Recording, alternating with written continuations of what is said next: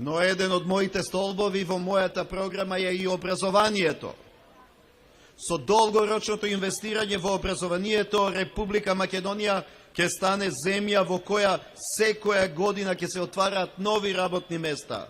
Токму поради тоа што ќе имаме се повеќе високо образовани луѓе во Македонија.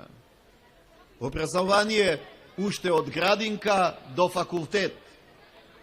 Затоа и се реконструираат основните училишта Свети Кирил и Методи и Благоја Кирков, но и средното училиште Кочо Рацин во Велес.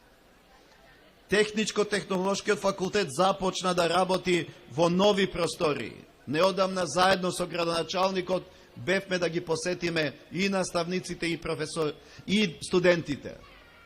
Имав можност да се сретнам со студентите на овој факултет и да им одржан предавање на тие студенти. Се во ова е влог во иднината на Велес и на Велешани.